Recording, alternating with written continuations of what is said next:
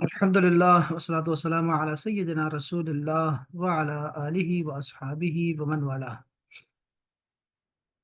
अब ये सूरह अल बकरा की 151 नंबर आयत है, 151। और ये पारा है दूसरा। ये जरा पहले लफ्ज़ी तर्जुमा पढ़ते हैं, उसके बाद फिर मैं कुछ तफसीर से कुछ बताना चाहता हूँ। एक ही मौजू पर बात करनी है, और वो मौजू है कि सबसे बड़ी नेमत कौन सी है अल्लाह ताला की। अल्लाह जल्ल शानहू ने इरशाद फरमाया, औज़ु बिल्लाहि मिनश शैतानिर रजीम, बिस्मिल्लाहिर रहमानिर रहीम। कमा अरसलना फीकुम रसूलन। कमा, जैसे कि। अल्लाह ने, ये जो लफ्ज है ना कमा, इसका मतलब है जैसे कि। अब ये इसका कोई जोड़ नहीं बन रहा आगे पीछे। असल में जोड़ है इसका। कोई भी लफ्ज जो है वो बगैर किसी मुनासिबत के नहीं है यहाँ पर। एक आयत का दूसरी आयत के साथ आगे पीछे, और एक सूरत का अपने अगले पीछे सूरत से जो है उसका ताल्लुक होता है। तो कमा का मतलब है जैसे कि। अल्लाह ताला नेमतों का जिक्र फरमा रहे हैं। किबले की तरफ मुंह करना, ये अल्लाह ताला की अताती नेमत थी। और अल्लाह पाक ने फरमाया कि तुम सब जहां भी कहीं भी हो, किबले की तरफ मुंह करना, खाना काबा की तरफ।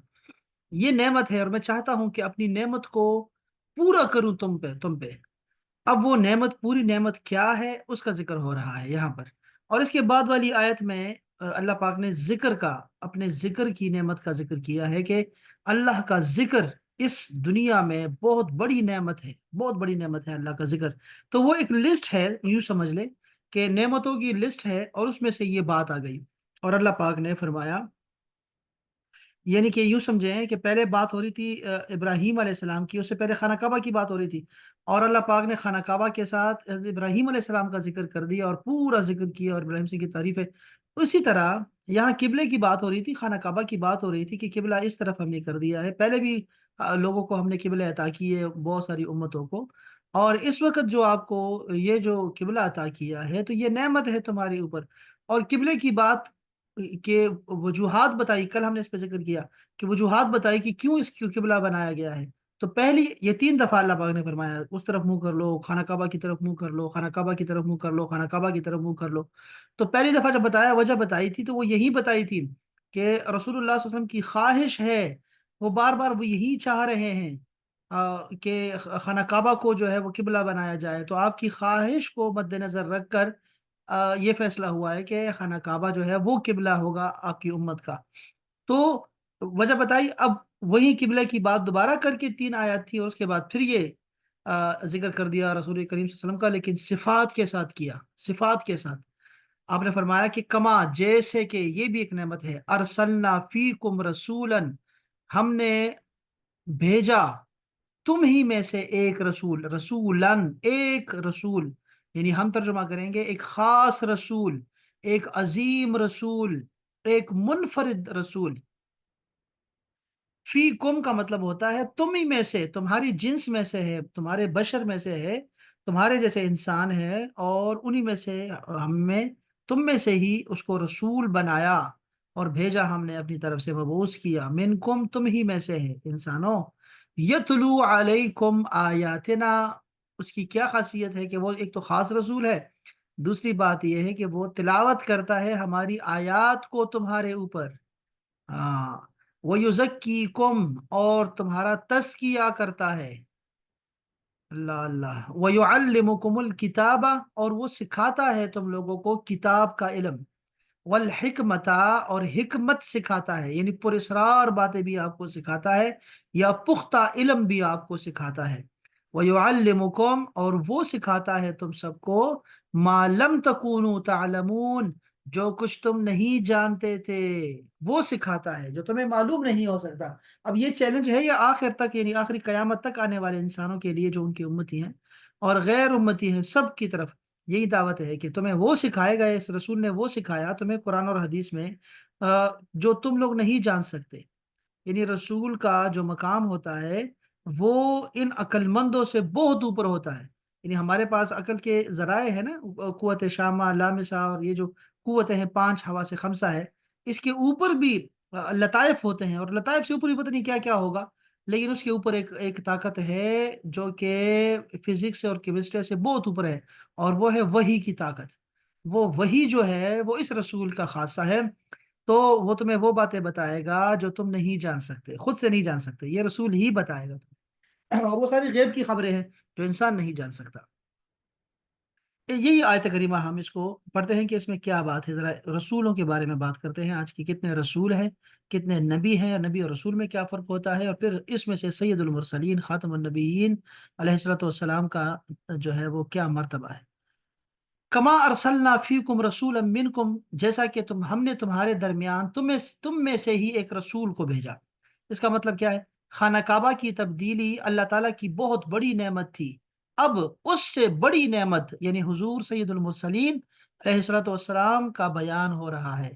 جیسے خانہ کعبہ کو حضرت ابراہیم سے نسبت تھی، اسی ایسے ہی ہمارے آقا علیہ الصلوۃ والسلام کو بھی حضرت ابراہیم سے نسبت ہے، ایک ہی اسماعیل کی اولاد سے ہے، اسماعیل ابراہیم کی اولاد۔ کعبہ حضرت ابراہیم کی تعمیر کا نتیجہ ہے، اور حضور صلی اللہ علیہ وسلم اس تعمیر کے بعد کی دعا کا ثمرہ ہے۔ رسول اللہ نے ایک حدیث پاک میں فرمایا نا کہ میں اپنے بابا اپنے بابا ابراہیم کی دعا ہوں۔ تو ابراہیم نے جو دعا کی تھی، ہم نے اس سے پہلے یہی دعا پڑھی تھی ہم نے۔ اگر آپ اس آیت کو پڑھیں اور وہ جو آیت تھی پہلے پارے میں، اس میں ابراہیم علیہ السلام نے دعا کی تھی تعمیر کعبہ کے بعد کہ ان میں سے ہماری اولاد میں سے ایک ایسا رسول بھیجے جو تزکیہ کرے، جو کتاب سکھائے، جو ان کو علم دے، عرفان دے ان کو، اور تو یہ وہ دعا ہے، اور وہ پوری ہوئی ہے، انہی کی اولاد میں سے آ گئے۔ اب یہ ہے کہ سب سے بڑی نعمت جو ہے وہ اللہ تعالیٰ نے فرمایا کہ میں اپنی نعمت کو پورا کرنا چاہتا ہوں۔ تو یہ دیکھیں، یاد رہے کہ حضور پر نور اللہ تعالیٰ کی سب سے بڑی نعمت ہے، یہ کرم اللہ نے ہم پہ فرمایا۔ قبلے تو پہلے بھی چینج ہوتے رہے ہیں، قبلے تو پہلے بھی اللہ پاک نے خود فرمایا نا اسی پر کہ ہم نے ہر ایک کا ایک قبلہ ہوتا ہے، لیکن تم جو امت ہو نا، تمہیں ناز کرنا چاہیے کہ میں نے تمہیں بڑا خاص رسول دیا ہے، یہ سب سے بڑی نعمت ہے میں نے جو آپ کو عطا کی ہے، یہ واقعی بہت بڑی نعمت ہے۔ وہ الحضرت کا ایک شعر ہے بڑا خوبصورت کہ وہ ہمارے نبی ان کے ہم امتی، وہ ہمارے نبی ان کے ہم امتی، امتی تیری قسمت پہ لاکھوں سلام۔ تو یہ واقعی بہت بڑی نعمت ہے کہ اللہ تعالیٰ نے ہمیں رسول اللہ صلی اللہ علیہ وسلم کے امت میں رکھا ہے۔ انبیاء دعا کرتے رہے کہ ہمیں جو ہے یہ جو ہے نا ان کی امت میں رکھے۔ تو اللہ پاک نے فرمایا قرآن مجید میں، ہم کیوں ایسا کہہ رہے ہیں کہ اللہ تعالیٰ کی سب سے بڑی نعمت جو ہے وہ رسول اللہ ہے؟ اللہ پاک نے سورہ آل عمران میں فرمایا لقد من اللہ علی المؤمنین اذ بعث فیہم رسولا، بے شک اللہ تعالیٰ نے ایمان والوں پر سب سے بڑی نعمت کی کہ ان میں سے ایک رسول کو مبعوث فرمایا۔ اچھا، یہ ہم کیوں کہتے ہیں بڑی نعمت ہے؟ دیکھیں اللہ پاک نے بہت ساری نعمتیں ہمیں دی ہیں، بہت ساری نعمتیں دی ہیں، لیکن اس کا احسان نہیں جتلایا، لیکن رسول بھیج کر ہمیں بتایا کہ فل یفرحو، اس پہ خوش ہو جاؤ، یہ بہت بڑی نعمت ہے۔ تو ان کا تذکرہ کرنے کا اللہ پاک نے فرمایا میں نے بہت بڑی نعمت کر دی ہے کہ ایسے رسول تمہیں بھی بھیج دیے۔ اچھا، اور وہ رسول بھی کیسے ہیں پتہ ہے؟ قرآن، علم قرآن، فہم قرآن، اسرار قرآن، حکمت، طہارت نفس، تزکیہ قلب، اصلاح ظاہر و باطن، اور دنیا اور آخرت کی ساری بھلائیاں دینے والے۔ اسی تطہیر اور تزکیہ کو ایک اور جگہ پر اللہ تعالیٰ نے یوں بیان فرمایا کہ خذ من اموالہم صدقۃ، ان کے مالوں میں سے صدقہ لو، زکوٰۃ لو، تو طہرہم، پاک کرے گی ان کو، وتزکیہم بہا، اور ان کا تزکیہ کرو گے اس سے، تم اس صدقے سے ان کو پاک کرو گے، اور ان کا تزکیہ ہوگا، ستھرا، پاکیزہ اور ستھرا کا لفظ استعمال کیا، واہ۔ تو یہ رسول یہ کرتا ہے۔ اب دیکھو نا، یہ حالانکہ اللہ تعالیٰ کرتا ہے، ویسے اب دیکھیں نا، اللہ پاک نے فرمایا تم کرتے ہو اے میرے حبیب، اس لیے یہ بات سمجھنے والی ہے، عقل مندوں کے لیے کافی ہوتا ہے بات سمجھنا کہ اللہ تعالیٰ نے جو کام اللہ تعالیٰ کر رہا ہے وہ رسول اللہ کے ذریعے سے کر رہا ہے، یعنی کہ رسول اللہ کا جو کام ہے وہ اپنے ذمہ اللہ، یعنی اللہ پاک کوئی کام ایسا نہیں کہ اللہ پاک ہمیں پاک کرتا ہے، جیسے یہاں سے دیکھ لیں، مثال سے ہی دیکھ لیں، اللہ ہی ہمیں پاک کرتا ہے، اللہ ہی ہمیں تزکیہ دیتا ہے، لیکن یہاں فرمایا کہ تم کر دیتے ہو اس کو، اور یہ مال کر دیتا ہے، ایسے ہم کہتے ہیں نا ڈاکٹر نے شفا، یار اس کے ہاتھ میں بڑی شفا ہے، یار اس کے ہاتھ میں، یار اس نے ٹھیک کر دیا، ایسے ہوتا ہے۔ تو یہ مجازن ہم کہتے رہتے ہیں یہاں تو اللہ پاک نے خود ہی کہہ دیا کہ جو رسول کر رہا ہے یہ رسول کر رہا ہے، رسول کر رہا ہے۔ سب کو پتا ہے کہ ملائکہ ہیں۔ اب بارش کون برساتا ہے؟ جی بارش اس کے ذمہ ہے، روح جو ہے نا قبض کرنا اس کے ذمہ ہے، رزق کا پھیلانا اس کے ذمہ ہے، وہی کو لے کے آنا اس کے ذمہ ہے، کام تقسیم کیے ہوئے ہیں سارے۔ اور یہ سور جو ہے وہ پھونکے گا، وہ اور ملائکہ ہیں۔ تو ان میں سے مطلب یہ ہے کہ اللہ پاک نے تقسیم کیا ہوا ہے سارا کام، اور اللہ تعالیٰ کو اس سے کوئی فرق نہیں پڑتا، یہ کوئی شرک نہیں ہے۔ اور یہاں فرمایا نا وہ علمکم ما لم تکونوا تعلمون، اور تمہیں وہ تعلیم فرماتا ہے جو تمہیں معلوم ہی نہیں۔ قرآن اور احکام الہیہ جو ہم نہیں جانتے تھے وہ تاجدار رسالت ہمیں سکھاتے ہیں۔ اب اسے کیا سکھاتے ہیں دیکھیں ذرا، یہاں سمجھنے والی بات ہے۔ یہ بڑا اچھا مضمون انہوں نے باندھا ہے، اور یہ حقیقت ہے کہ صرف ظاہری مضامین قرآن اور اللہ تعالیٰ کے احکام ہی نہیں، بلکہ حضور پر نور سب کچھ سکھاتے ہیں، کیونکہ آپ اولین و آخرین کے علوم کے جامع ہیں۔ یعنی جب پہلا ابھی اللہ نے فرمایا نا نون والقلم وما یسطرون، یعنی قلم جب پیدا کیا، رسول اللہ سے صحابہ کرام نے پوچھا پہلے کیا چیز پیدا ہوئی، پہلی کیا چیز ہوئی؟ اول ما خلق اللہ نوری، اللہ پاک نے سب سے پہلے میرا نور پیدا کیا۔ حضرت جابر بن عبداللہ سے فرمایا، پہلے فرمایا اللہ پاک نے سب سے پہلے قلم پیدا کیا، اور لوح محفوظ کو پیدا کیا، پھر اللہ پاک نے جو ہے اللہ پاک کا عرش ہوتا وہ پانی پر تھا۔ یعنی اس زمانے کی باتیں رسول اللہ نے ہمیں بتائی ہیں جب کچھ بھی نہیں تھا، اس زمانے کی باتیں بتائی ہیں۔ آدم علیہ السلام کے واقعات جو آپ قرآن مجید میں آپ کو ملتے ہیں وہ جامع ہیں نا، رسول اللہ نے اس کی تفصیل بتائی ہمیں۔ ہم جو کل جو پڑھ رہے تھے موسیٰ علیہ السلام اور خضر علیہ السلام کی بات پڑھ رہے تھے، اس کی میں نے بتایا آپ کو، وہ حدیث دکھائی، بخاری اور مسلم کی حدیثیں دکھائی ہیں آپ کو، کہ وہ واقعہ جامع آیا ہوا ہے قرآن مجید میں، تفصیل کے ساتھ اگر آپ نے سننا ہے، اجمالی ہے یہاں پر قرآن میں، اب تفصیل جو ہے وہ رسول اللہ بتائیں گے آپ۔ تو یہ پرانے جو باتیں ہیں ساری کی ساری، وہ بھی اللہ تعالیٰ نے رسول اللہ کو خبر دے دی، اور رسول اللہ نے ہمیں خبر دی۔ اور اسی طرح آنے والے زمانوں کی جو جو خبریں ہیں، قیامت میں، قیامت سے پہلے کیا کیا علامات ہوں گی، اور اس کے کیا کیا رونما ہوگا، اس فتنوں کا خاتمہ کیسے ہوگا، لوگ کیا کریں گے، اور میرے امتی کیا کریں گے، مومن کیا کریں گے، اور جو آخری مومن ہوگا وہ کیا کرے گا دنیا میں، اور وہ کیسے پہاڑوں پہ جائے گا اور بکری ہوگی اور کیسی باتیں، اور وہ اذان دے گا، اور ساری باتیں بتا دی رسول اللہ نے۔ اور جو فتنے آ رہے ہیں، دجال کیا کرے گا، کہاں سے آئے گا، کیسے جائے گا، اور وہاں یہ ہوگا وہاں یہ ہوگا، ساری باتیں رسول اللہ صلی اللہ علیہ وسلم نے ہمیں سکھائی، ہمیں بتائیں۔ اور پھر قبر میں کیا ہوتا ہے جو کہ بالکل اندھیرا ہے، اندر نیچے، رسول اللہ نے ہمیں اس کی بتائی ہے۔ پھر اس کے بعد قبر سے اٹھیں گے کیسے، اور اس کے بعد محشر میں کیا ہونے والا ہے، اور پھر اس کے بعد کوثر پہ، جامع کوثر پئیں گے لوگ، اور اس پہ کیا ہوگا، اور اس کے بعد پھر جنت میں داخل ہوں گے، دروازے پہ کیا حال ہوگا، اس کے بعد جنتی، آخری جنتی اور آخری دوزخی، وہ ساری باتیں ہم نے رسول اللہ صلی اللہ علیہ وسلم سے معلوم کی۔ اور جنت میں کیا کیا ہوگا، جنتی کیا کیا نعمتیں کھائیں گے، وہ ساری باتیں رسول اللہ نے ہمیں بتائی ہیں۔ تو یہ یہاں پر یہ اللہ پاک ہمیں احسان کر رہا ہے ہم پہ، کہ یہ دیکھو قبلے کا پھرنا یہ بھی احسان ہے تمہارے اوپر میرا۔ اور اللہ نے اس کے بعد والی آیت میں اللہ پاک فرمائے گا کہ فَاذْكُرُونِي أَذْكُرُكُمْ، میرا ذکر جو ہے، تو ذکر کی بات کر کے بھی اللہ پاک نے اپنے احسان جتلایا ہے کہ میرا ذکر بھی بہت بڑی نعمت ہے جس کی کسی کے پاس ہو، جس کو توفیق حاصل ہو۔ اور اسی طرح احسان فرمایا کہ ایک خاص رسول بھیجا ہے جو یہ کرتا ہے، اور اس میں سے فرمایا کہ وہ تمہیں وہ علوم سکھاتا ہے جو تم نہیں جانتے۔ اب بخاری شریف، اچھا یہاں پہ اوپر کیا لکھا ہے، قصیدہ بردہ شریف، یہ بڑا مشہور قصیدہ ہے، اللہ کرے کہ آپ سب کو پتا ہو اس کے بارے میں۔ میرا یہ خیال کہ ہمارے گاؤں میں، گاؤں گاؤں تک جو ہے لوگوں کو، بچوں تک بھی اگر کسی کو نہیں پتا ہوگا تو بڑے اچنبے کی بات ہوگی، بڑے عجیب بات ہوگی۔ اور یہ اسکندریہ میں جو ہے نا ان کا مقبرہ ہے حضرت امام شرف الدین بصیری کا، اور یہ بہت بڑے عاشق رسول گزرے ہیں، بہت ان کے بہت سارے قصیدے ہیں، لیکن یہ قصیدہ بڑا مشہور ہے، قصیدہ بردہ، مولایا صلی وسلم دائما ابدا علی حبیب کا خیر الخلق کلہم۔ تو بہت ساری زبانوں میں اس کو پڑھا گیا، اور بڑا خوبصورت ان کا ہے، اور بادشاہ تو اس کو سونے کے سیاہی سے جو ہے نا لکھتے رہے ہیں اس کو، اور یعنی کہ اس کی بہت ساری برکات ہیں۔ میں سب کو پتا ہے کہ قصیدہ بردہ اس کا نام کیوں پڑا ہے، یہ بھی بہت بڑا مشہور واقعہ ہے، سب کو پتا ہے کہ امام بصیری کو فالج ہو گیا تھا، اور انہوں نے پھر یہ قصیدہ لکھا، قصیدہ بردہ لکھا، کسی کو نہیں سنایا تھا، لیکن خواب میں رسول اللہ صلی اللہ علیہ وسلم نے جو ہے یہ قصیدہ سنا ان سے، اور ایک شعر پر آ کر آپ نے جو ہے اس کو بڑی شاباشی دی، اور ان کے جسم پہ ہاتھ پھیرا اپنا، اور پھر ان کو جو ہے افاقہ ہوا، اس سے فالج سے جو شفا ملی ان کو خواب میں ہی۔ اور اس کے بعد پھر یہ قصیدہ جو ہے وہ ایسے مشہور ہوا کہ مقبولیت ملی، ایسے ملی کہ اب میرا نہیں خیال کہ دنیا میں کوئی ایسی جگہ ہوگی جہاں یہ قصیدہ نہ پڑھا جائے گا. تو یہ بہت بڑی شرف قبولیت ملی ہے ان کو. ان کا ایک شعر ہے، اس میں فرماتے ہیں کہ فاق النبیین فی خلق وفی خلق ولم یدانوہ فی علم ولا کرمی.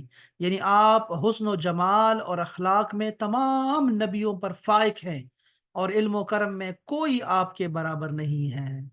بخاری شریف میں حضرت عمر فاروق رضی اللہ تعالی عنہ سے روایت ہے کہ حضور پرنور ایک مرتبہ ہمارے درمیان کھڑے ہوئے اور ہم کو ابتدائے پیدائش کی خبریں دینے لگے، حتیٰ کہ یہاں تک بیان کیا کہ جنتی لوگ اپنی منزلوں میں پہنچ گئے اور جہنمی اپنی منزلوں میں. جس نے یاد رکھا اس نے یاد رکھا، اور جو بھول گیا وہ بھول گیا.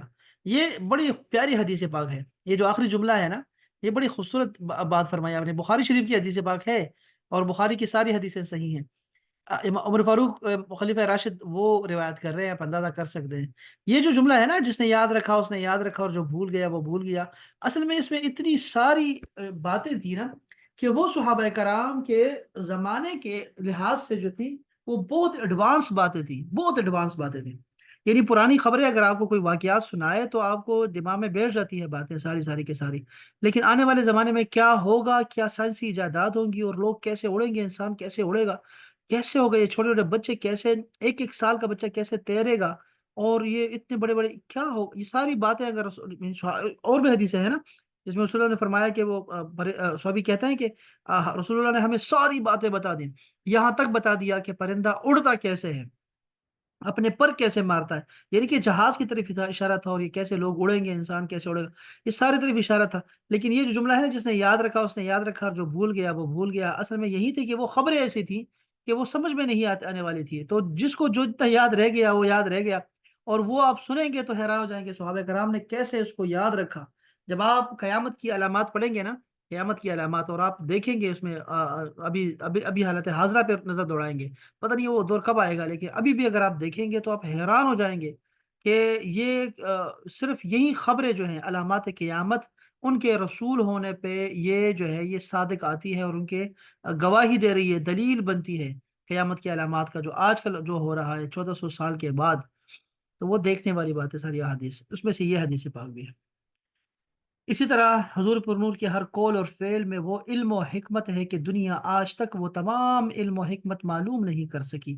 ہم نے پہلے بھی عرض کر دیا تھا نا کہ رسول اللہ صلی اللہ علیہ وسلم کے جتنے بھی اعمال ہیں، سنتیں ہیں، جیسے مسواک کا کرنا ہے، یا سجدہ کر رہے ہیں، یا رات کو سجدہ کرنا، یا دن کو سجدہ کرنا، یا زمین پہ سجدہ کرنا، یا جو جو شیپ بن جاتی ہے، جس جس صورت میں سجدہ ہوتا ہے یا رکوع ہوتا ہے، یا جیسے وہ بیٹھے ہیں، جیسے کھڑے ہوئے ہیں، جیسے لیٹتے ہیں، کروٹ لیتے ہیں، یہ ساری باتیں آج طب اور میڈیکل بتا رہی ہے ہمیں کہ وہ بڑی زبردست ہے، اور اس سے انسان جو ہے وہ جو ہے نا اس کی صحت ٹھیک رہے گی، اور ایسے چلنا چاہیے، ننگے پاؤں چلنا چاہیے، مطلب یہ کھانا چاہیے، یہ پینا چاہیے، یہ نہیں پینا چاہیے، یہ نہیں کھانا چاہیے، یہ لباس پہننا چاہیے، یہ اتارنا چاہیے.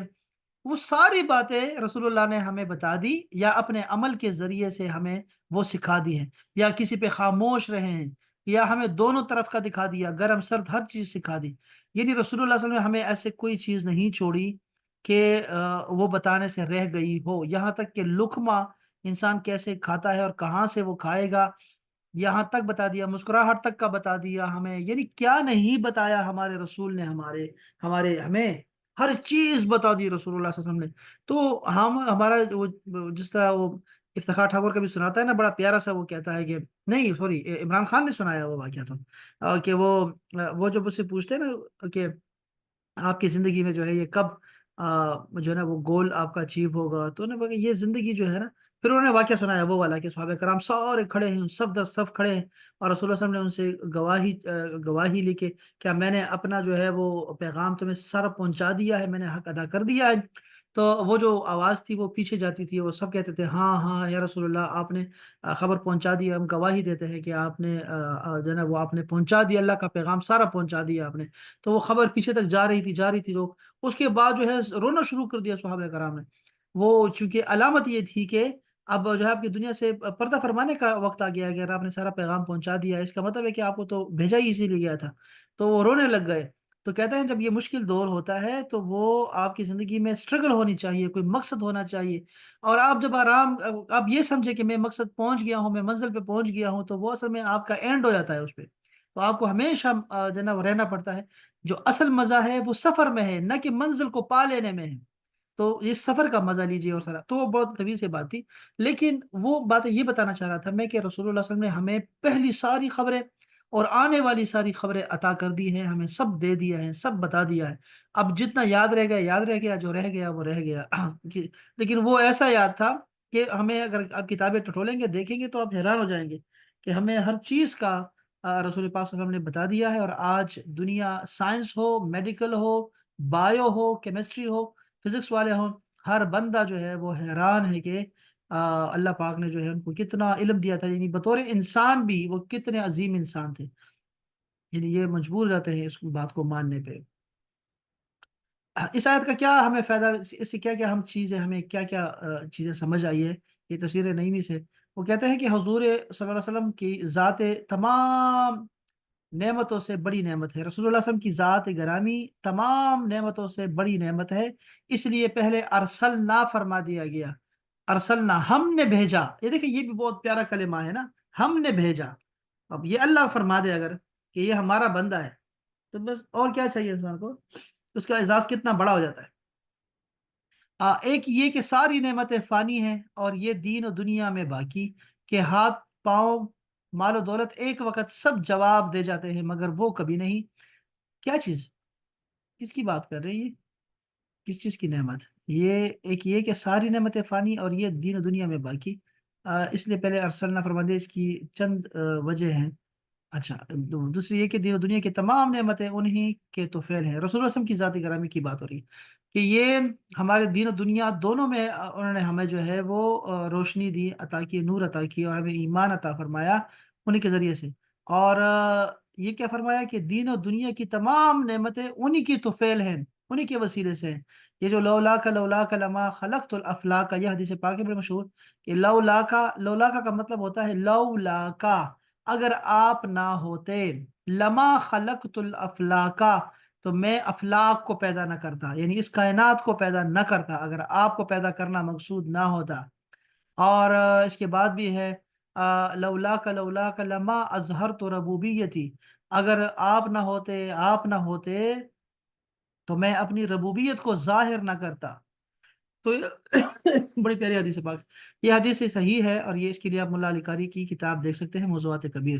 تیسری یہ کہ ساری نعمتیں صحیح استعمال ہوں تو رحمت ورنہ زحمت بن جاتی ہے. مال و دولت اور اعضاء ہمارے لیے ثواب بھی ہیں اور باعث عذاب بھی. اس کا صحیح استعمال سکھانے والے حضور ہی ہیں. تو گویا آپ نعمتوں کو نعمت بنانے والے ہیں. چوتھے یہ کہ ہمارے اعضاء قیامت میں ہمارے عیب کھولیں گے اور ہمارے خلاف گواہی دیں گے، لیکن وہ سرکار ہمارے عیب چھپائیں گے، شفاعت کریں گے ہماری. دوسرا جو فائدہ ہمیں اس آیت سے ہوا وہ بات یہ سمجھ آئی ہے کہ قرآن پاک کا تلاوت کرنا بھی ضروری ہے. یتلو علیکم آیاتنا، کہ یہ رسول ہماری آیات کو تلاوت کرے گا، تو تلاوت کرنا بڑا ضروری ہے. ایک یہ بڑی اہم بات ہے. اور اس پر عمل کرنا بھی، کیونکہ تلاوت اور تعلیم کا علیحدہ علیحدہ ذکر ہوا ہے. تو جو لوگ کہتے ہیں کہ تلاوت ضرورت نہیں، عمل کافی ہے، وہ بھی جھوٹے. اور جو تلاوت پر قناعت کر کے عمل سے بے نیاز ہو جائے وہ بھی بد نصیب. یہ بات سمجھنے والی ہے کہ ایسا نہیں ہے کہ اکثر یہ بات آج کل باتیں ہو رہی ہے نا کہ بھئی قرآن چومنے کے لیے نہیں ہے، قرآن تعویذ کے لیے نہیں ہے، قرآن وظائف کے لیے نہیں ہے. ایسا نہیں ہے بھئی، یہ وظائف کے لیے بھی ہے، اس سے شفا بھی ملتی ہے قرآن مجید سے. قرآن مجید میں اللہ پاک نے خود فرمایا کہ یہ شفا ہے، رحمت ہے اور ہدایت ہے. تو آپ شفا کے لیے بھی اس کو تلاوت کر سکتے ہیں، اس کی برکتیں ملیں گی، ضرور بھی ضرور ملیں گی. تلاوت بھی لازمی ہے اور عمل کرنا بھی. ایسا بھی نہیں ہے کہ صرف چومتے رہیں قرآن مجید کو، صرف چومتے رہیں اور اپنے جو ہے وہ دلہن کے سر پہ رکھ دیا بس کافی ہے. دلہن کو کہیں بھی پڑھو، اس کو دلہن کو سکھانا تھا گھر میں کہ سیکھو قرآن مجید پڑھو، یہ پڑھو قرآن مجید. اور اس لیے دے رہی ہوں کہ اس کا حق ادا کرنا ہے، اس کو ختم کرنا ہے، پڑھنا ہے، اس کو پڑھتے رہو اس کو. بس وہ ایسا نہیں ہے برکت کے لیے گھر میں رکھا ہوا ہے. تو یہ دونوں جو ہیں جو ہے نا وہ دونوں کا فائدہ ہے، عمل کا بھی فائدہ ہے اور تلاوت کا بھی فائدہ ہے. اسی طرح تیسرا ہمیں جو فائدہ ملا اس آیت کریمہ سے وہ یہ کہ ظاہری باطنی طہارت حضور ہی سے ملتی ہے. ان کو چھوڑ کر قرآن لینے والا کبھی پاک نہیں ہو سکتا. یعنی رسول اللہ صلی اللہ علیہ وسلم کی ذات گرامی، آپ کی سنتیں ہیں، آپ کے فرمان ہیں، احادیث مبارکہ ہیں، اس کے بغیر آپ قرآن کو نہیں سمجھ سکتے۔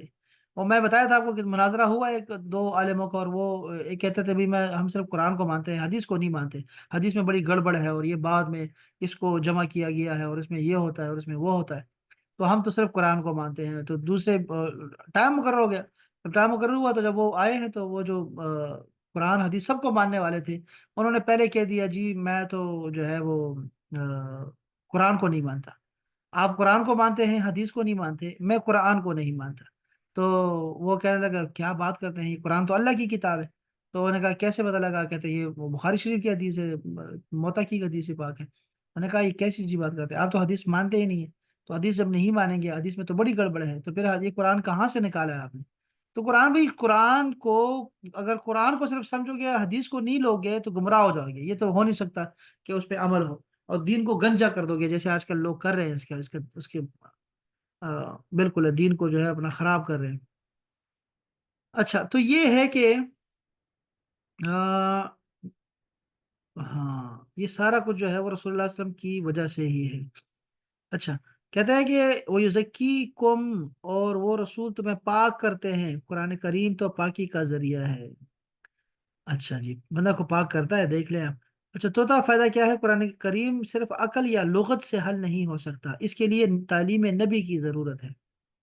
ہاں یہ بات بھی بڑی اہم ہے کہ تعلیم نبی کی بہت ضرورت ہے اس کے لیے، ہم وہی بات ہے، وَيُعَلِّمُكُمْ، وہ تمہیں قرآن سکھاتا ہے۔ اور اس قرآن کس نے سکھایا ان کو؟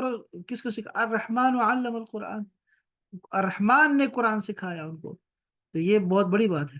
قرآن کے ساتھ حدیث کی، اور حدیث کے ساتھ فقہ کی بھی ضرورت ہوتی ہے۔ نیز قرآن کے ظاہری معنی کے علاوہ اس کے باطنی معنی اور معرفت کے اسرار بھی۔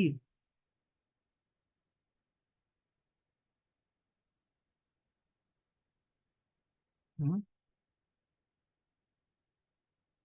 اچھا تو ظاہری ہو رہا ہے، ہو رہی کہ نہیں ہو رہی؟ اچھا، قرآن کے ساتھ حدیث کی، اور حدیث کے ساتھ فقہ کی بھی ضرورت ہے، نیز قرآن کے ظاہری معنی کے علاوہ اس کے باطنی معنی اور معرفت کے اسرار بھی ہیں۔ یہ سب باتیں لفظ حکمت میں چھپی ہوئی ہیں۔ ہم نے موسیٰ علیہ السلام کے واقعے میں بھی ہمیں یہ چیز سمجھنے کی کوشش کی تھی کہ قرآن کا ایک ظاہر ہوتا ہے اور ایک باطن ہوتا ہے۔ یہ سمجھنے والی بات ہے کہ ضروری ہمیں جس کے جو باطنی معارف ہیں وہ بھی ہمیں حاصل ہو۔ چھٹا فائدہ کیا ہے؟ کہ حضور کو رب نے سارے علوم غیبی عطا فرمائے ہیں، کیونکہ یہاں فرمایا گیا وہ تمہیں سکھاتے ہیں وہ سب باتیں جو تم نہیں جانتے تھے۔ اس کی تفسیر میں وہ حدیث صحابہ کرام فرماتے ہیں کہ ایک دن حضور نے ہمیں قیامت تک کے سارے چھوٹے بڑے واقعات بتائے، یہاں تک کہ جو پرندہ پر مارے گا یا ذرہ حرکت کرے گا وہ بھی بتا دیا، جسے یاد رہا اسے یاد رہا، جو بھولا وہ بھولا۔ بخاری شریف کی حدیث پاک ہے، مسند امام احمد کی بھی حدیث پاک یہی ہے۔ قرآن کریم کا علم بہت ہی دشوار ہے، خود قرآن بہت ہی مشکل کتاب ہے۔ رب نے قرآن سکھانے کے لیے رسولوں کے سردار کو بھیجا، بڑے استاد کی بڑی کتاب پڑھانے کے لیے مقرر ہوتے ہیں۔ رب نے تعلیم قرآن دنیاوی استادوں یا محض عقل سے نہ دی۔ قرآن آسان ہے حفظ کرنے کے لیے، رب نے فرمایا یسرنا القرآن للذکر، لہٰذا یہ آیت اس کے خلاف نہیں۔ دیکھو سائنس اور تمام عقلی اور نقلی علوم سکھانے کے لیے نبی نہیں بھیجے گئے، وہ عقل کے حوالے کر دیے گئے، مگر قرآن کی تعلیم دینے کے لیے سید الانبیاء تشریف لائے۔ اچھا یہ اسی کو میں نا یہاں سے اگر پڑھوں نا تو یہ دیکھیں انہوں نے، اب یہ جدید تفسیر ہے نا، اس میں یہاں پہ ذرا تفسیر سے لکھا ہوا ہے، یہ تبیان القرآن میں سے کہتے ہیں کہ اسی طرح ہم نے تم میں سے ہی ایک عظیم رسول کو بھیجا۔ اس آیت میں رسول کے بھیجنے کو تشبیہ دی گئی ہے، اس کے مشبہ بھی کے متعلق حسب ذیل اقوال ہیں۔ جس طرح میں تم پر اپنی نعمت پوری کروں گا بئی طور کہ تم کو آخرت میں جنت میں داخل کروں گا، اسی طرح میں نے دنیا میں تم میں سے ایک عظیم رسول بھیج کر تم پر نعمت پوری کر دی ہے۔ دوسری بات، جس طرح میں نے ابراہیم کی پہلی دعا قبول کر کے، اور وہ ہماری اولاد میں سے ایک امت کو خاص اپنا فرما بردار بنا، اپنی نعمت پوری کی تھی ان کی دعا قبول کر کے، اسی طرح ہم نے تم ہی میں سے ایک عظیم رسول بھیج کر اپنی نعمت پوری کی۔ تیسری بات، جس طرح میں نے ابراہیم کی یہ دوسری دعا قبول کر کے، اے ہمارے رب ان میں سے ہی ایک عظیم رسول بھیج دے، اپنی نعمت پوری کر دی، اسی طرح ہم نے تم ہی میں سے ایک عظیم رسول بھیجا۔ جس طرح ہم نے تم کو امت وسط افضل بنایا تھا، اسی طرح ہم نے تم ہی میں سے ایک عظیم رسول بھیجا۔ جس طرح ہم نے کعبہ کو تمہارا قبلہ بنایا، جو قیامت تک تمہارا قبلہ رہے گا، اس کے بعد کوئی اور سمت قبلہ نہیں ہوگی، اور جو آخر القبلات ہے، اسی طرح ہم نے جو ہے اسی طرح ہم نے تم پر یہ نعمت پوری کی ہے، اسی طرح ہم نے تم میں سے ایک عظیم رسول کو بھیجا ہے، جو تمہارا نبی رہے گا، اور آخرت قیامت تک جو ہے وہ وہی رسول رہے گا۔ نہ اس کی شریعت بدلے گی، نہ اس کی جو ہے اس کی تعلیم بدلے گی، اور قیامت تک اسی کی شریعت جاری رہے گی۔ یہاں انہوں نے بڑی تفصیل کے ساتھ بتایا ہے کہ ابراہیم کی دعا میں تزکیہ پہلے تھا، یہاں مؤخر بیان کیا گیا ہے، تو اس پہ ذرا بات ہو چل رہی ہے کہ تزکیہ بہت ضروری ہے انسانوں کے لیے۔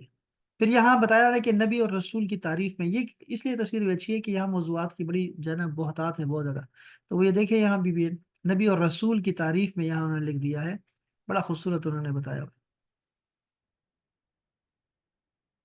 ہاں یہاں پہ عقیدہ، ہاں یہ صدر الشریعہ مولانا امجد علی صاحب فرماتے ہیں کہ نبی اس بشر کو کہتے ہیں جسے اللہ تعالیٰ نے ہدایت کے لیے بھیجا ہو۔ نبی اس بشر کو کہتے ہیں جسے اللہ تعالیٰ نے ہدایت کے لیے وہی بھیجی ہو، بشر ہے لیکن اللہ نے وہی بھیجی، ٹھیک ہے، اس کو نبی کہتے ہیں۔ رسول بشر ہی کے ساتھ خاص نہیں، بلکہ ملائکہ میں بھی رسول ہیں، جیسے حضرت جبرائیل وہ رسول ہیں۔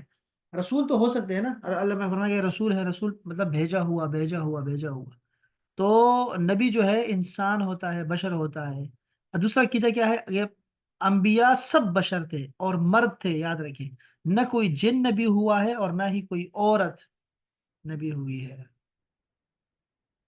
یہاں بہت ساری باتیں، اتنی ساری انہوں نے بتایا ہوا ہے۔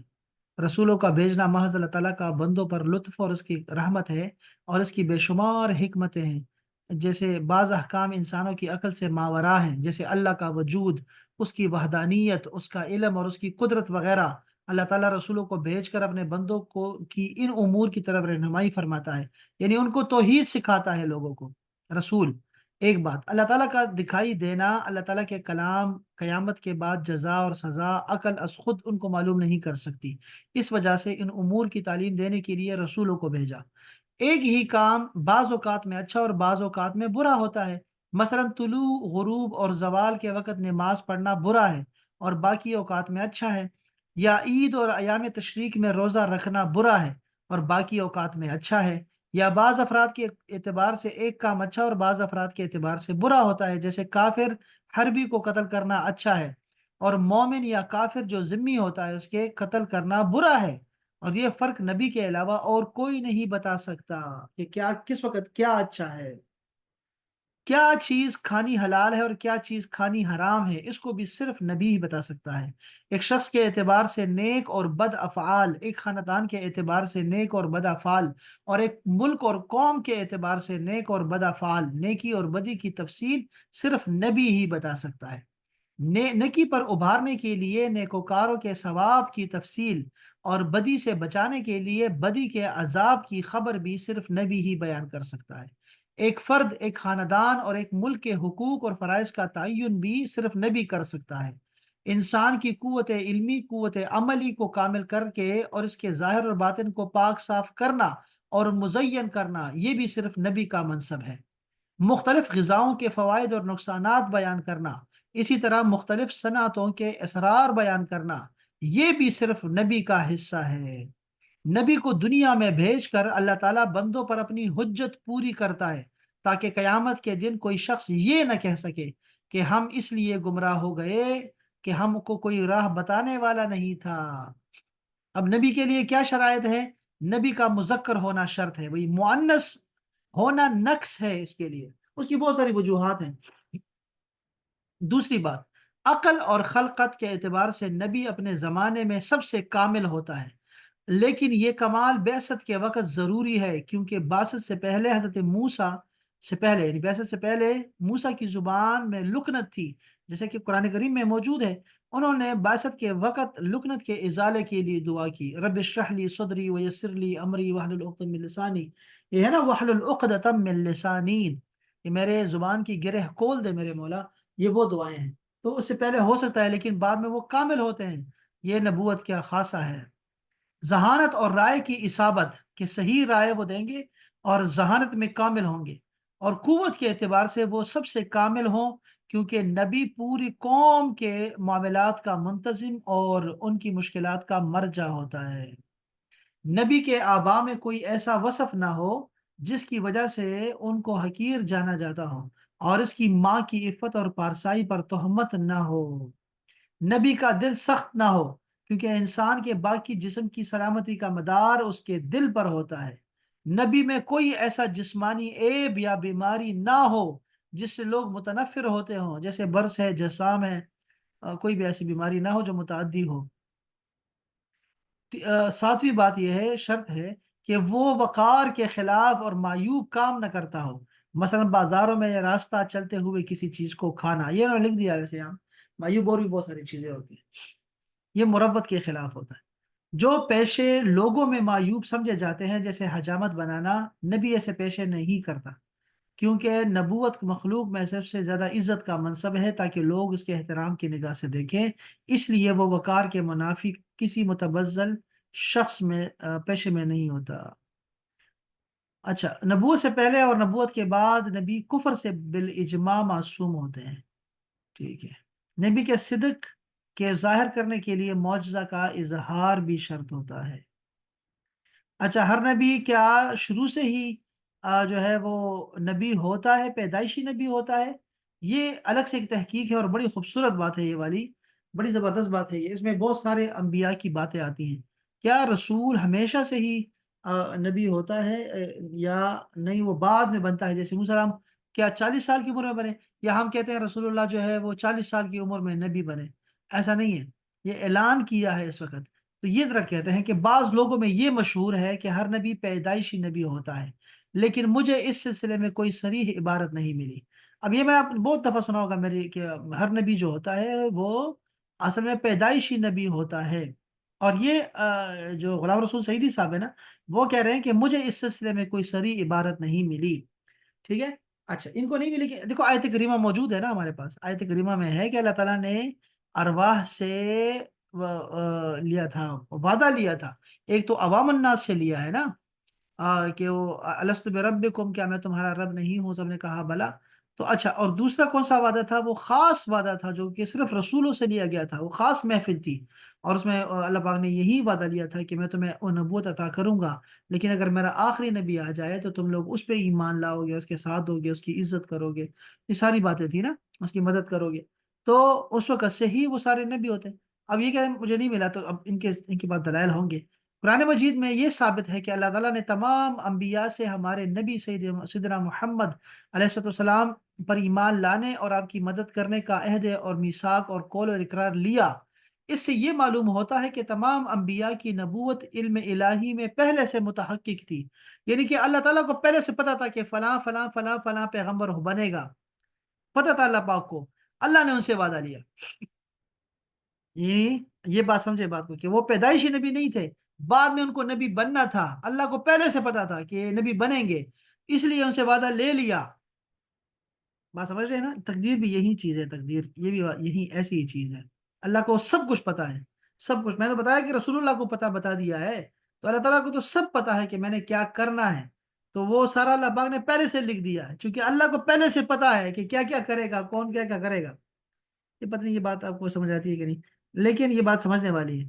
اچھا، لیکن اس میں ایک اشکال کہتے ہیں، یہ اشکال ہے، یہ کہتے ہیں کہ ہر چیز کی حیثیت علم الہی میں پہلے سے متحقق ہے، یعنی اس طرح تو پھر ہر چیز ہی اللہ تعالیٰ کو پتا ہے نا، صرف نبیوں کا نبی ہونا تو نہیں ہے۔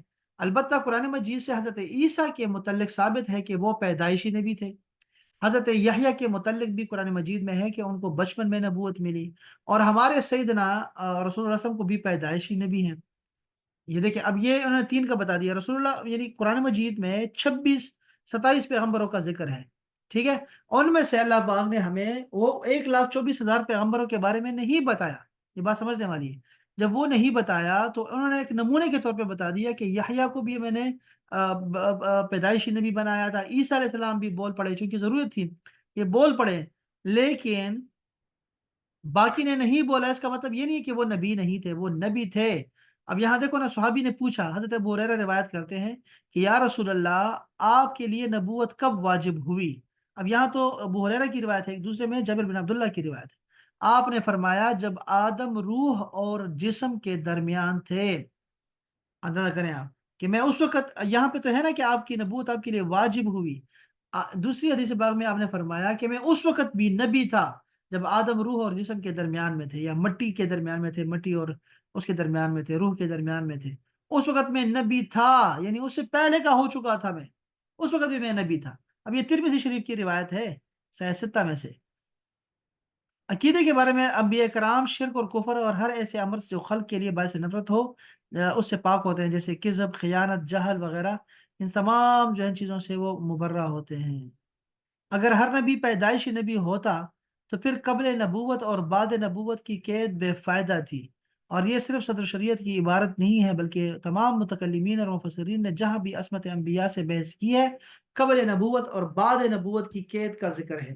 اور یہ بھی واضح رہے کہ علماء کی عبارت میں مفہوم مخالف معتبر ہوتا ہے۔ اس سے معلوم ہوتا ہے کہ ہر نبی کے متعلق یہ دعویٰ صحیح نہیں ہے کہ وہ پیدائشی نبی ہے۔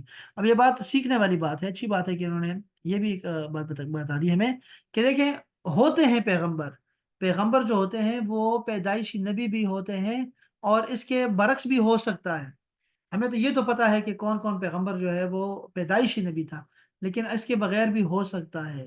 ہمارے رسول جو ہیں، یہ بات تو پکی ہے، اس پہ تو سب کا اتفاق ہے کہ رسول اللہ صلی اللہ علیہ وسلم جو ہیں وہ نبی پیدا ہوئے ہیں، پیدائشی نبی ہیں۔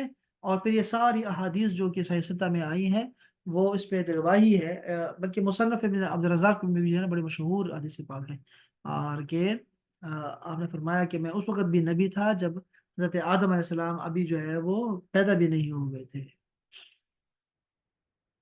اچھا، تو بہرحال یہ خیر چلتا رہتا ہے۔ دیکھیں یہاں پہ نبیوں اور رسولوں، کتابوں اور صحیفوں کی تعداد کی تحقیق ہے، یہ بڑی اہم بات ہے۔ یہ ایک حدیث پاک ہے، ذرا اس کو پڑھ لیتے ہیں برکت کے لیے۔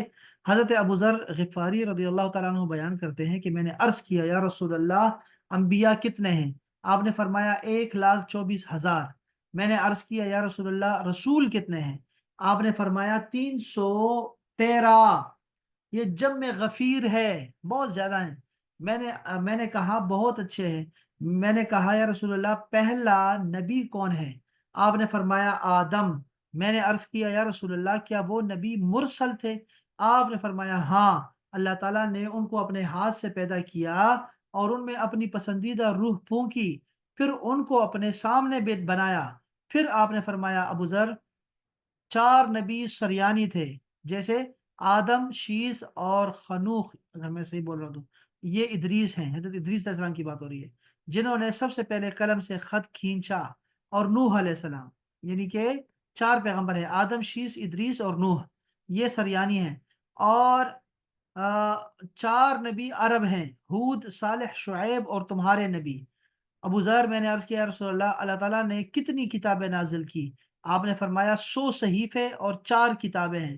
شیس پر 50 صحیفے نازل ہوئے، خنوخ یعنی ادریس پہ 30 صحیفے، اور ابراہیم پر 10 صحیفے نازل ہوئے۔ موسیٰ پر تورات سے پہلے 10 صحیفے نازل کیے گئے تھے، اور تورات، انجیل، زبور اور فرقان کو نازل کیا گیا۔ یہ حدیث پاک ہے۔ اس حدیث کو امام ابن حبان نے بھی اپنی صحیح میں حضرت ابو ہریرہ سے روایت کیا ہے، ویسے یہ حیلۃ الاولیاء سے لی ہے۔ تو امام احمد نے بھی 2 سندوں سے اس حدیث کو حضرت ابو ذر سے روایت کیا ہے، مگر اس میں 315 رسولوں کا ذکر ہے۔